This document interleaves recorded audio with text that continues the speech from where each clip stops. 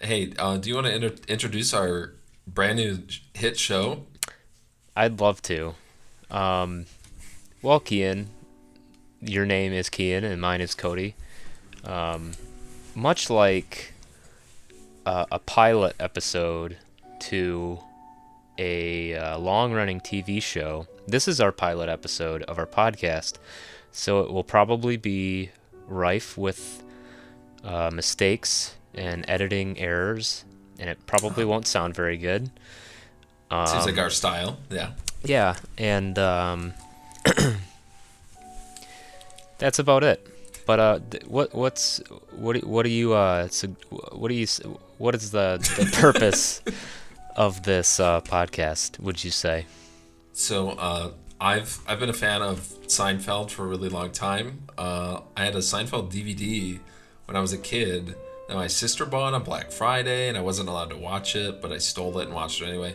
Anyway, I liked the show. I don't know why, because nothing was relatable, but I guess I liked the characters on the show. Mm-hmm. And I introduced you to Seinfeld, I think years later, and we're both big fans now, seen every episode, and I suggested, hey, maybe we should go back and watch the first episode and make a podcast about it, and then if we like doing it, maybe we'll do episode two. I think that's a great idea. Hey, why don't So, we do that? so hey, that's Oh, what we look at did, hey, look at us now. and I've got some notes here. So As do I. I just I think what we're going to do is kind of go scene by scene. So if you haven't watched the first episode of Seinfeld, it's called Pilot. You should Apt. go watch that now. It's on Hulu. You can stream it. And then come back and listen to this, and it'll make more sense. All right, fair. So go watch it if you haven't. So the episode opens up like every episode in like the first seven seasons, which is with Jerry Seinfeld's stand up. Yep. And I my um my first note, I took my notes sequentially as I watched them throughout the episode, and my first note is boring. Just the word boring, Yeah, which I think encapsulates Jerry Seinfeld's stand up through this entire episode pretty I good. don't I don't remember ever having a time where I laughed at any of Jerry Seinfeld's stand up. I think it's Mm-hmm. like the worst part of the show, and that's why they eventually ended up removing it. But Too late though. Way too yeah, late. this episode actually did something different than later episodes, which is Jerry had like one or two intermission stand ups during the episode. Yeah, I think there's two. Like after commercial breaks, I don't need it. And also, I'd like to point out that the last one was incredibly misogynistic. Oh, the cotton ball one? Is that what you're talking about? Or sorry, no. No, the second to last one where he's talking about how men like want Oh, women. oh, that is the last one. I Is think it? the cotton ball is second to Okay. last. Yeah. Yeah, never realized how I don't know, just like I mean it's not awful. It's not the worst thing in the world, but it certainly hasn't aged very well. I mean, I guess we could say like it was the early '90s when it came out, Very true. but I still think that Jerry Seinfeld holds a lot of those same beliefs in 2020. Probably. So Jerry Seinfeld um, is not noted as like the greatest human being in the world, that's for sure. yeah, yeah. He has like a new stand-up special on Netflix, and it's just him like trying to like anti-rich shame himself. Um, Yeah. Anyway, his first stand up in this episode is him talking about going out, and like isn't that so funny that people like to go out? And I guess like it's kind of contrast with today where people don't like to go out, but other than that, I didn't find it or, interesting at or all, incapable of going out. or incapable because Yeah, COVID. yeah. I had another note that said going out goes nowhere because that joke didn't go anywhere. I thought that was really clever. Yeah, that's better. That's better than his whole show. Um, Um, so yeah, we have the intro comedy bit, which is uh, so unfunny it's laughable. So I guess he achieved something. I'm surprised the show kept going from there. I feel like the whole audience would have just turned it off. But maybe that's what passed for comedy back in the 90s. I guess if everyone's standards were much lower. So we transition from his comedy stand-up special deal to him and George sitting, interestingly, in a table. I thought that the rest of the show they're sitting in a booth, right? And pretty consistently they sit in a booth. No. I thought. Oh, like in episodes down the road. Yes. Yeah. So you might not have noticed that it was like a different diner. Like the outside was different. The outside inside was of the diner different. was different. Was the inside different? I think the inside set might be similar, but they like changed some of the tables and stuff. I mean, it might have been the same set, but like there was no booths. It was like all circular tables. Yeah. What struck me first about this scene was how bad Jason Alexander's hair looks. I wrote that down too. He looks so much better, just more bald.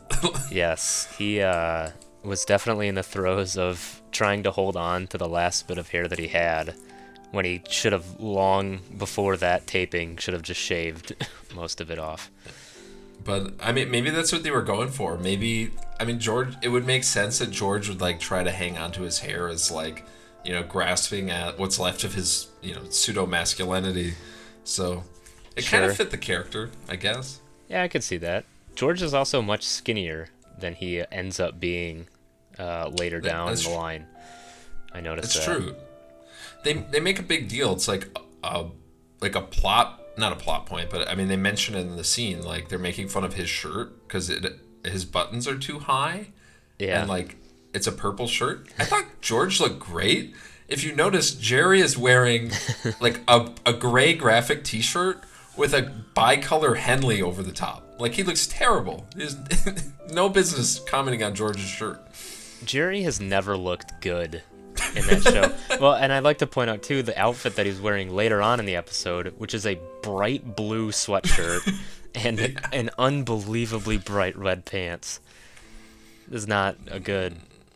The late 80s, early 90s was not the pinnacle of fashion, that's for sure. No.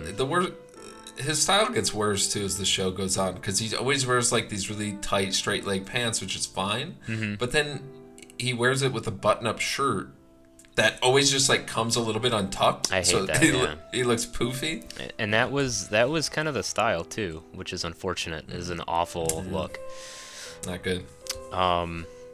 So anyway, we're at the diner, and we are introduced to, which I actually like. It is immediately recognizable, the relationship that Jerry and George have as friends. Yeah. Like, I don't know if it's because I've already seen all the episodes and you have the overall idea of, how they interact with each other. But I think if I was just coming into the show not knowing anything about these characters, I would still get a pretty good grasp of like their dynamics.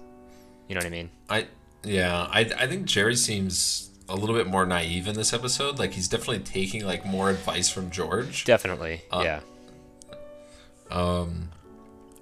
Something that I noticed that is like different than any episode that I remember is like at the diner. The diner obviously occurs throughout the series like over and over and over again. It's almost in every episode. Yeah. And sometimes there's a waitress there, but their character is always flat.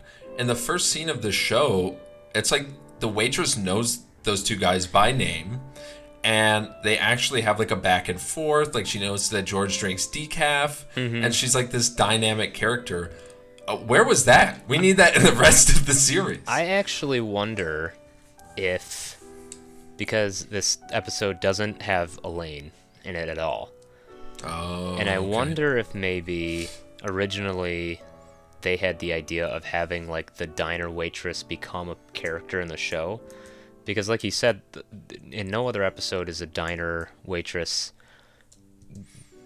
given like, well, I don't know about substantial dialogue. I think the waitresses sometimes are points in the plot, but there, I don't think the waitress is ever the same more than like over the span of a couple episodes. You know what I mean? And I just don't think there's. They're just never as well developed as this waitress was. Yeah, and I liked her character. I kind of wonder what the show would have been like if they had kept the consistent like waitress character. Yeah, I don't know if she popped because Elaine's not in any of season 1. I think she doesn't show up until. Yeah, I don't think she shows up until season 2. Oh gosh. So maybe we'll get more of the waitress in the first season, but I guess we'll see. It's been a while since I watched the first season. So yeah, me as well. Well, anyway, so we're listening to them talk, and Jerry. The point of their conversation is Jerry. I don't remember if they said how they met, but Jerry is talking about a girl who, interestingly, is from Michigan. Yeah, Laura from Michigan. Laura from Michigan. Oh yeah, he said he met her at a show in Lansing. Wow, that's close to home. Yeah. So, and I actually, before we did this podcast, I was going to look up to see if he's ever performed in Lansing to like cross-check to see if he's actually ever performed there, or if they just like threw a name from Michigan, like, oh, it's the capital. I guess he would probably perform there. I mean, he's not a very funny comedian, so I'm sure there's a lot of Michiganders that like him. You know, you're probably right. So anyway, they're talking about something that I feel like I do quite a bit, which is to look into very, very minute details about conversations with women to try to find some indication that they may be interested in you or not. And that ends up being pretty much the plot of the whole episode. Yeah, for some reason, George says that he's the sign guy, like good at recognizing signs, and Jerry believes him, which I don't. Where's the proof that George is the sign guy? Which also goes against every other episode of Seinfeld from like season 2 on. Like George is the most inept person in the show. I mean, he's that character. But this scene certainly made me realize my next, like, I have some notes that are in all caps, and in this note in all caps I say pissed. George is literally the star of the show. George is this show. It should be called George. No.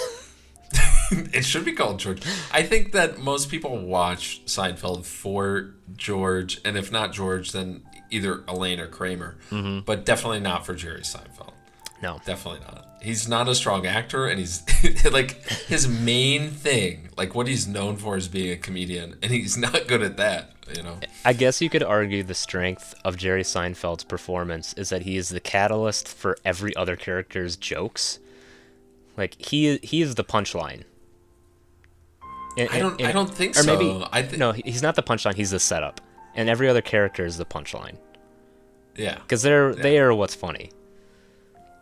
Yeah, he's anyway. Anyway. I totally agree. Jason Alexander comes in strong. Like his acting, he didn't have to get warmed up and like get into character. Like he was born to play this role. I will say too, agreeing with that, I think every character, save for one, felt like developed already in this pilot. Because like you said, most pilots start with the actors maybe not knowing exactly like who their character is or what their mannerisms are or anything like that. George and Jerry, I feel like, are very good representations of, other than how their lines are written or maybe like their motivations or whatnot, but their characters are pretty accurate to how they continue to be in the series. Kramer is nothing like... Kramer, he's too calm. Yeah, Kramer in the first episode is disturbingly normal, with like still being weird, but he's not Kramer, and I find that funny. He's the only character that maybe needed a little bit of a kickstart. I've got some comments on that when we get to scene 3.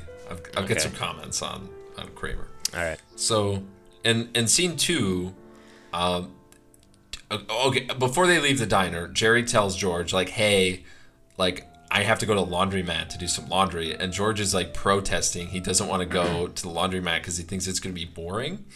And Jerry says, quote, be a come with guy. And I thought that was good. Like, I might use that on you. Like, if you don't want to go somewhere with me, be a come with guy.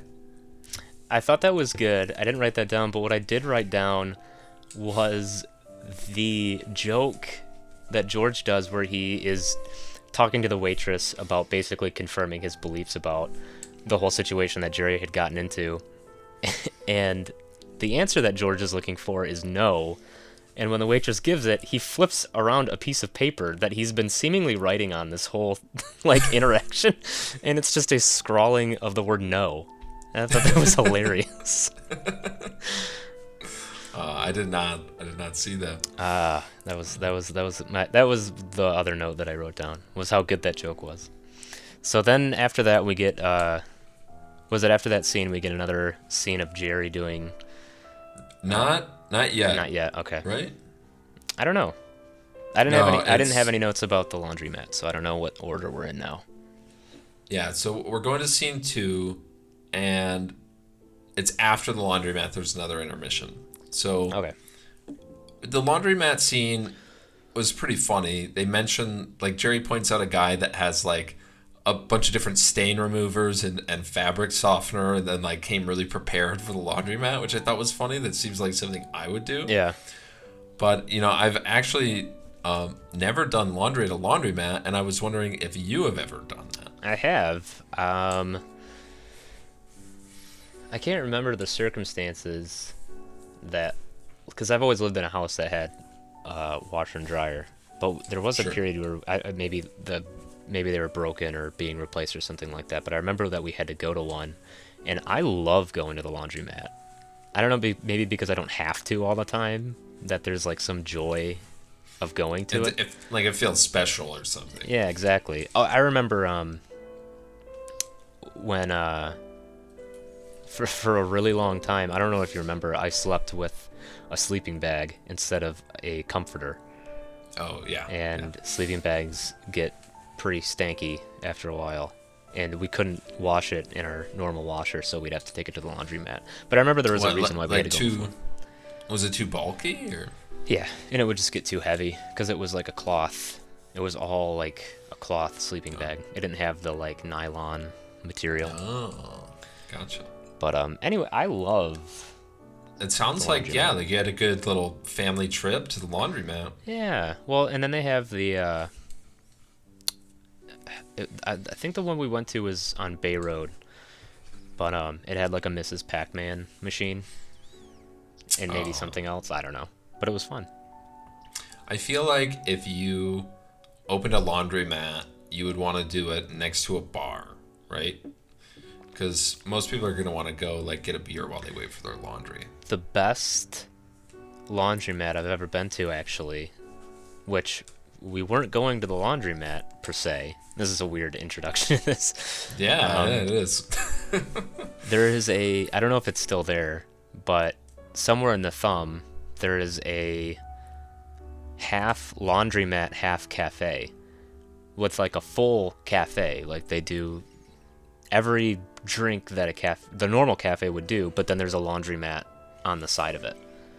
I always thought that was a pretty cool combination. Yeah, I like an everyday commodity store, like a laundromat being combined with a leisure building, like a cafe. Yeah, it's awesome. It's like it's like that bookstore up north that also sold like cigars and stuff. You know? Yeah. Oh, Book World. Yeah, Talking about Book World in Marquette, that is, I think, since closed. Oh, really? Yeah, unfortunately. All the employees were jerks. So I had a good experience when I went there. I'm talking to you, Jennifer. Do you know her name? No, I just made that up. Okay. Anyway, let's get back to Seinfeld. So that was all I really had about the laundromat scene. It was a pretty short scene. I will say that I thought the laundromat scene was kind of interesting because it almost felt like a stage play more than a TV show, because I felt like the set was definitely a set, and then all the other characters, like usually within Seinfeld, there are background extras and characters, but they never interact with, Jerry or George or Elaine or anything. But every character in the scene at one point looks at Jerry as he's complaining about something, and I can't remember what it was. But or George asks a woman for confirmation of like what he's saying, and she's like, I don't know. Yeah, I thought that was kind of cool. Like George kind of like works the crowd a little bit at a laundromat. I thought that was kind of funny. But yeah, other than that, it's not a very eventful scene. I've been watching a little. Maybe they pulled from like sitcoms from the '80s, because I've been watching a lot of Golden Girls, and it's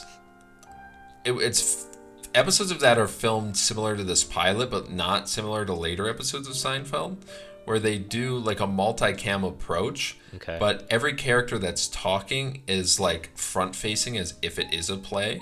So it's basically a live performance for an audience. But Golden Girls is like very noticeably filmed that way. Like it looks like they filmed a play. And that's kind of how this pilot felt. But I don't think that all Seinfeld episodes feel that way. Oh, definitely not. No, I think this was the only one. It's interesting that you mentioned multicams. I have a note in here that says, and I'm sure this is just a limitation of, capabilities for filming this pilot, because I'm sure they didn't know it was going to be the massive success that it was.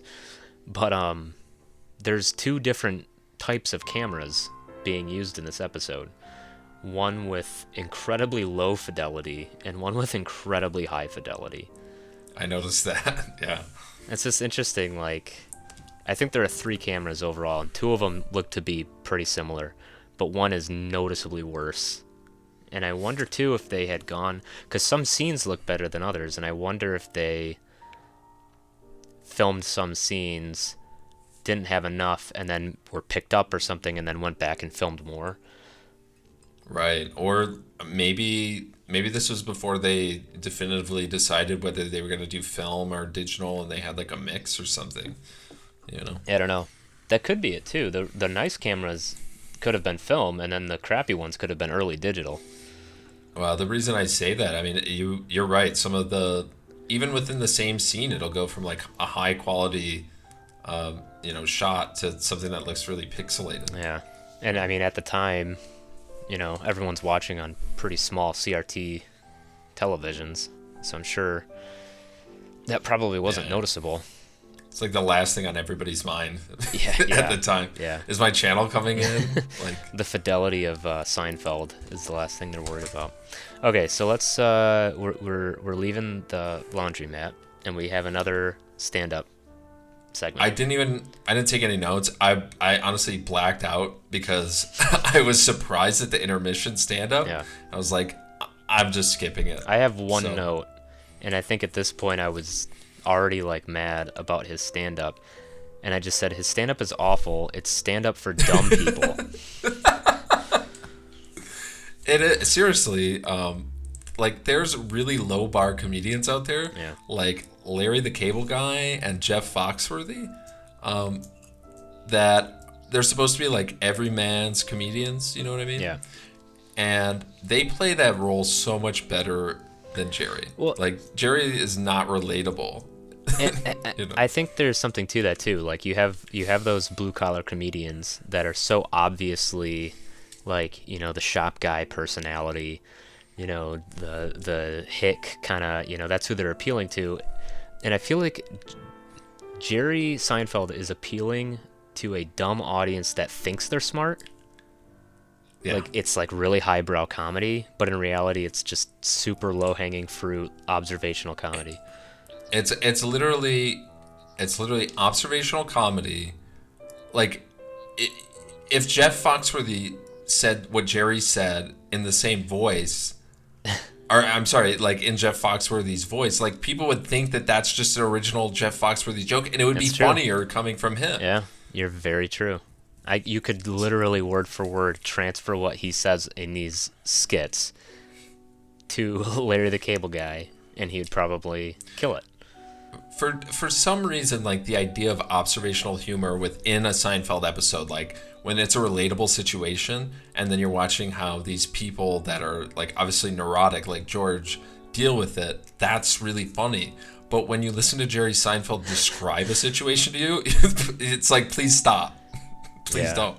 Yeah, it's really the whole the sock or the laundry stand-up thing. Yeah. Oh god, it was just painful. That was I think that was the one that was like, this is just awful. So scene 3. Scene 3, which one is? Oh, they're at the airport. No. Okay. Jerry is in his apartment, and he is watching the Mets play. He's watching a taped recording of the Mets. Oh, okay. And he picks up the phone and he's like, "Hey, please don't ruin the Mets game. I taped it." Yeah. And like, hi, whatever. And I think he was talking to. It was a wrong number. Oh, it was the wrong number. Yep. And then Kramer comes in and immediately ruins the Mets games. That was a good joke. I chuckled at that. I forgot how funny that was. My first comment is that young Kramer is an absolute smoke show. He looks way better with like a little bit of 5 o'clock shadow, and his hair's not super crazy. I noticed that. I was wondering for a while why he looked so different, and it was that 5 o'clock shadow and the kind of cleaned up hair. Yeah, he could have.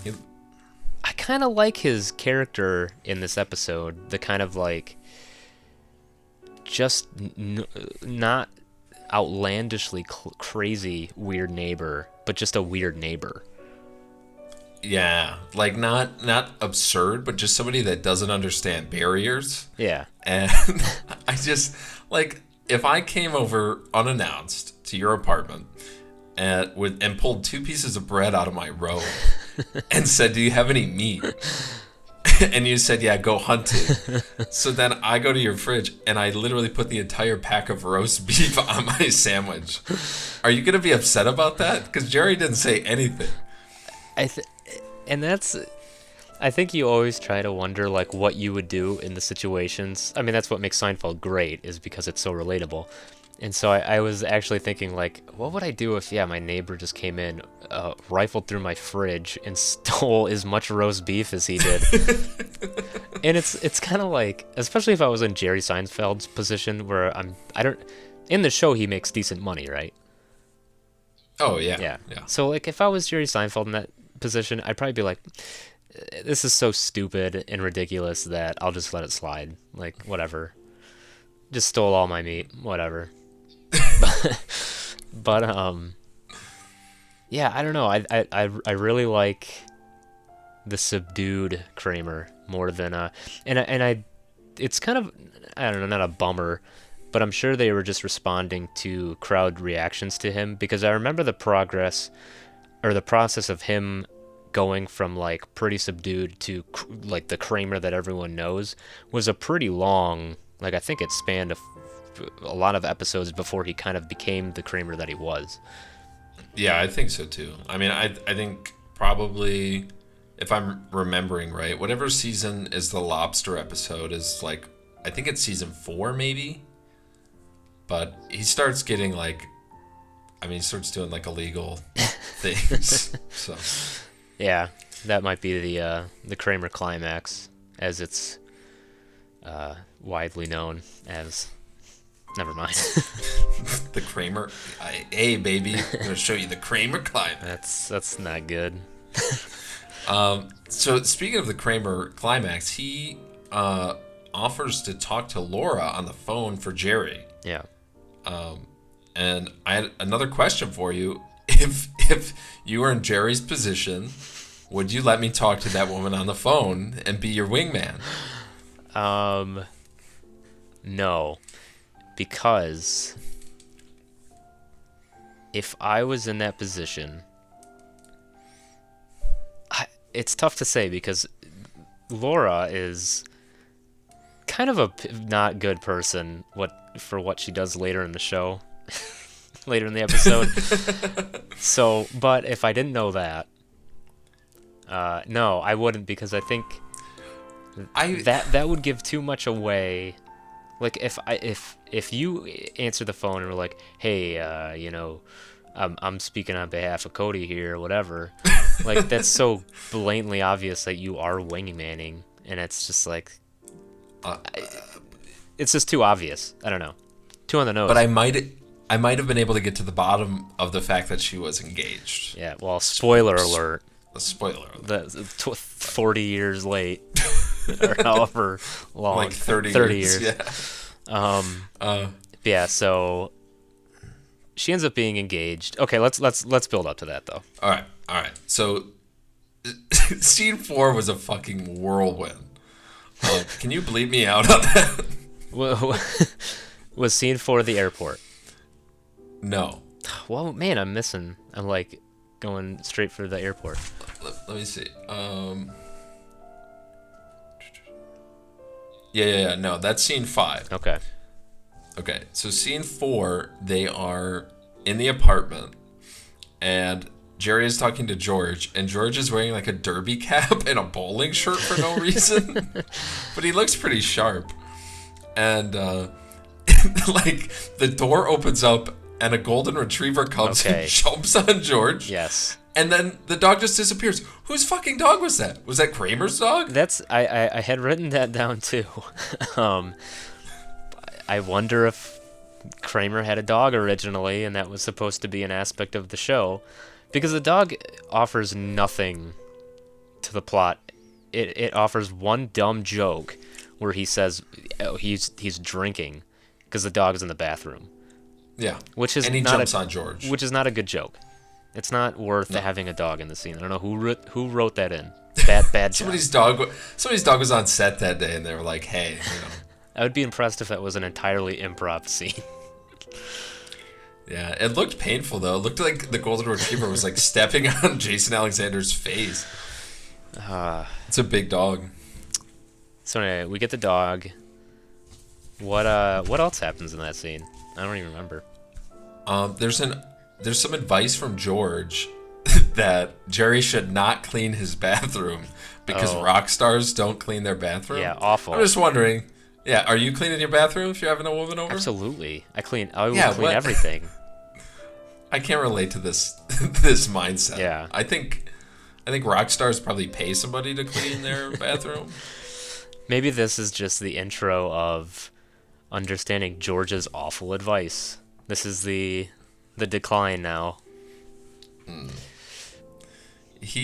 There's something else that happens is Kramer randomly asks George about real estate. Like, George's job in this episode must be that he's working in real estate. And I think he was for the first... I think he was into season 2, wasn't he?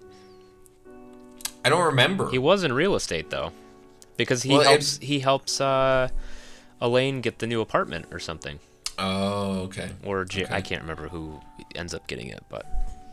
It just seemed like a forced introduction to what George does for a living. Like, it's just like this exposition that's randomly shoved into this scene. Yeah. But it leads to the line, "I'm aware of you," from George. Perfect. Oh my god. Which, it's like, if somebody wants your help in the future and they go, "Hey, remember me in the future," it's like, "I'm aware of you." Yeah. The delivery on it was perfect. I love that. Okay, so that is that. We've got the airport now, right? There's one more intermission. I don't even remember that one. This is the one where I thought this one was sexist. I didn't take any notes on the last one because I turned it off, to be honest. I had enough. But in this one, he literally makes talking about cotton balls sexist. Like, he's saying women make bags of cotton balls disappear in like a day. Oh yeah, I think I was on my phone during this segment. I don't remember that. Yeah, and he's like saying that he's never had a need for a cotton ball as a man. But it's like, I don't know, you might use it to like clean something up or clean a wound or for an art project. I don't know. Yeah, I mean, I just speaking from my experience, I use cotton balls all the time to clean records. So I don't know what. Yeah, Well, it just seems like let's just agree that Jerry Seinfeld is certainly not the most worldly person in the world. It doesn't know much of yeah, like anyone else's lives. let me let me make cotton balls a feminine thing. Yeah. I, Okay. And people laugh at that, which is awful. Ha ha ha ha ha. Yeah. All right. Anyway, okay, so scene 5, we get to the airport. You've been dying to talk I about. love this scene so much, and it's so we'll set it up. It's only for one joke, but we'll set it up where George is driving Jerry to the airport to pick Laura up. I don't think we mentioned. I feel like if you're listening to this podcast, you probably should have watched the episode. Follow along with us, but if you didn't, Laura wants to stay with Jerry for a night because she'll be in New York. The crux of their argument is she said she needs a place to stay, and Jerry said that she could stay with him. So George and Jerry go to the airport to pick her up, and they're discussing how she introduces herself, or comes off the plane and says hello, is an indication of what her feelings are towards Jerry.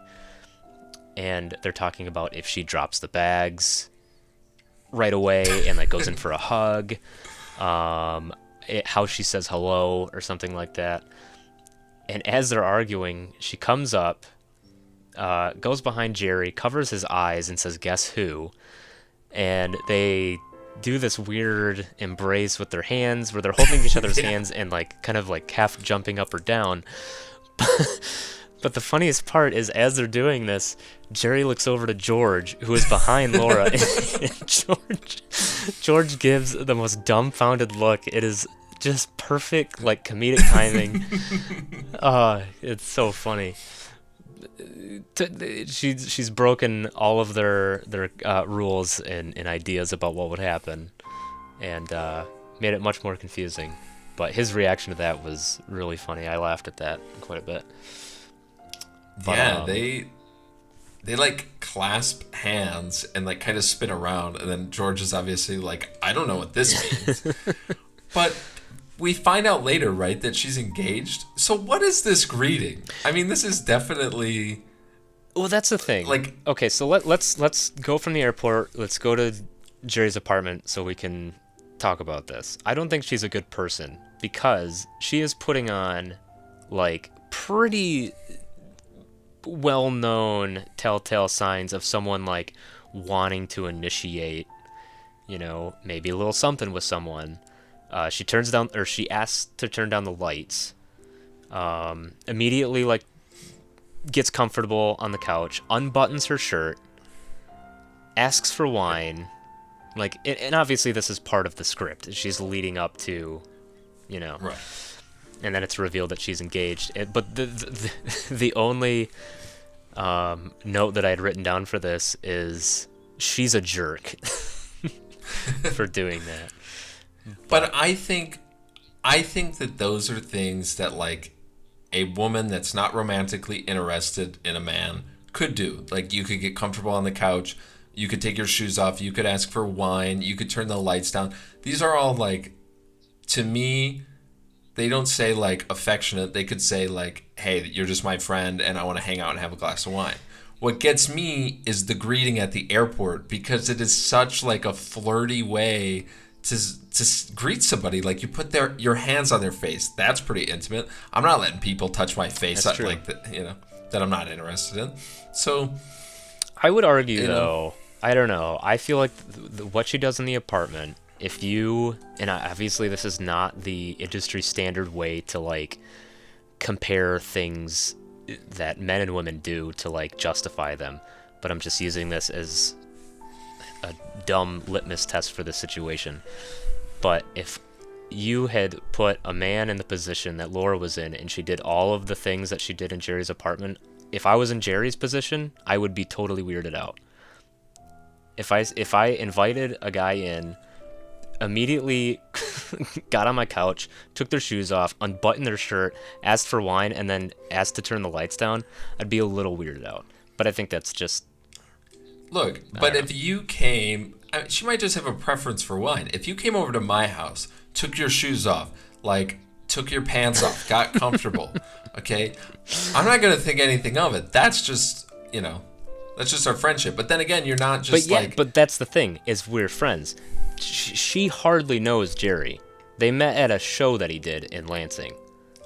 Right. I would be a little bit more reserved and be like, hey, I'm really grateful that you're letting me stay at your place for free.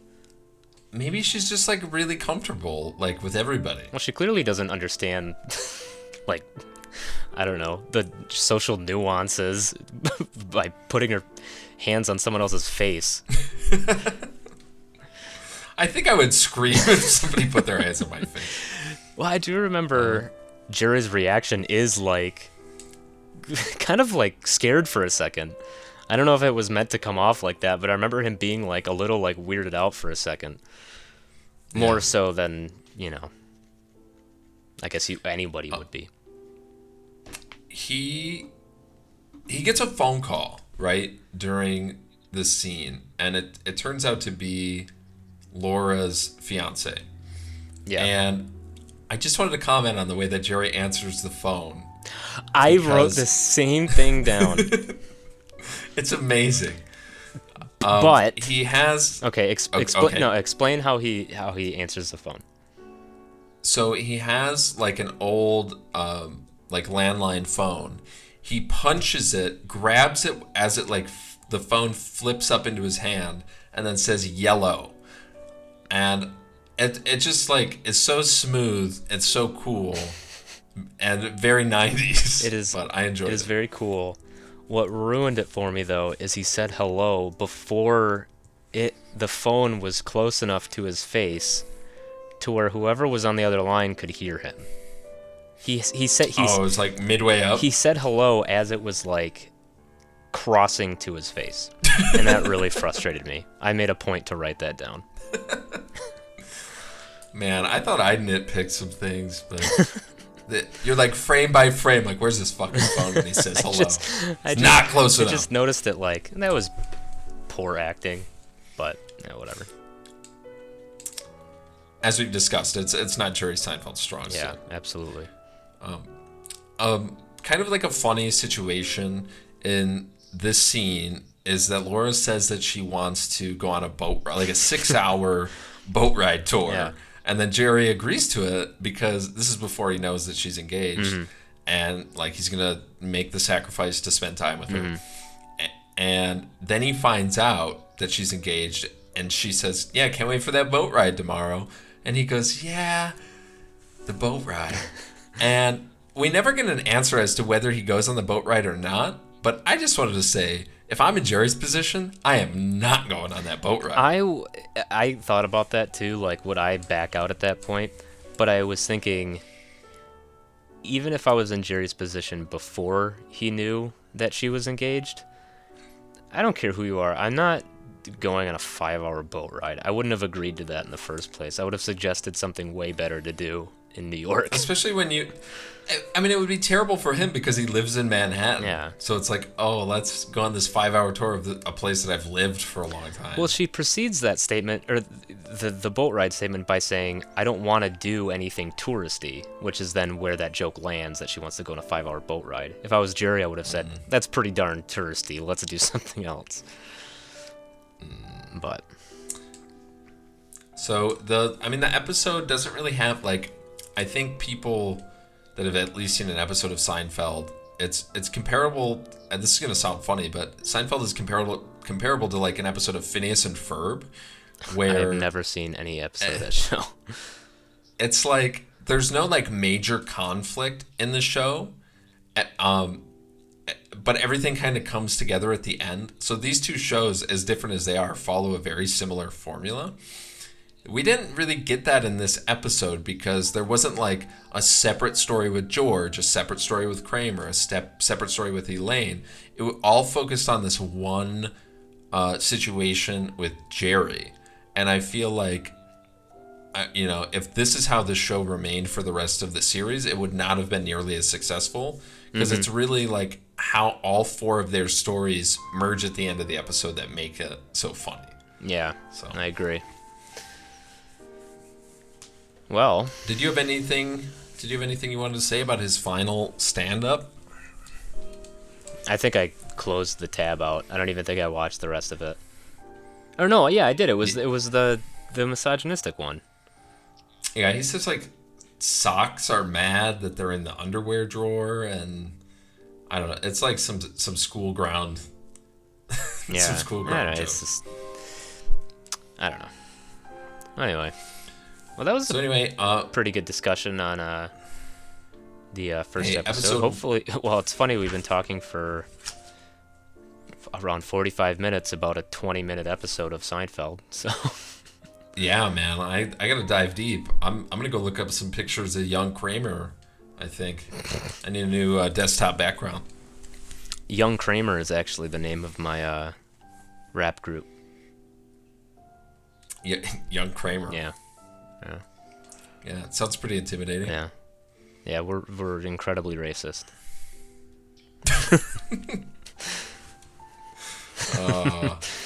Yeah. For anybody who doesn't know, Michael Richards, who plays Kramer, got in trouble after the show had ended for saying some pretty racist stuff, and rightfully so. Like the guy had like a mental breakdown on stage. Yeah. So. Oh, that's the thing that's funny is he had a mental breakdown on stage, said some pretty nasty things. The worst part is him trying to defend it later because I think he pretty much went dark after that whole incident and then came back to do an episode of like Driving with Seinfeld or whatever the hell that show was called. Oh, comedians in cars getting coffee. Yeah. He was on a sitcom before that though. Like he was featured on a sitcom. I think that got canceled. No. Well, the only thing I had seen after that whole incident was when he was on that episode, and they brought it up, and he had apologized or said he was sorry or something. But what was frustrating is he still tried to like. I could be remembering this wrong too, but he tried to like still kind of defend himself a little bit, or maybe Jerry did, and it's like don't backpedal. Just admit that you said really inappropriate things, and hey, Jerry Seinfeld, you're a rich asshole. I don't know what else to say. Look, there's some things that I don't like about cancel culture, but I think if you're an older white man that says the N-word to an audience, you should probably get canceled. Yeah, it's just not. I don't really like most TV to begin with, but I don't want to watch a show with. I don't want to support something that features someone like that, which is why I've watched all of Seinfeld, but that was before. Look, it's before, yeah. It's before. All right, so next week, you can catch us here, wherever you get your podcast. I don't know where we're going to post this. Where are we going to post this, Cody? It's kind of up to you. I think you can post to iTunes relatively easily. I'll have to ask my friend who did it. So, hopefully you can expect to hear more. Yeah, and if you want us to review The Big Bang Theory, and by we I mean Cody, let him know. Another show I've never seen. Yeah, I wouldn't want you to go through it. Okay. The only thing I've seen from Big Bang Theory are the things on YouTube where they just remove the laugh track. Yeah, those are pretty, good. But, all right, cool. Well, good discussion, and we'll be back for episode 2. All right, I'm Kian, and that's Cody, and thanks. Yeah, See ya. Bye.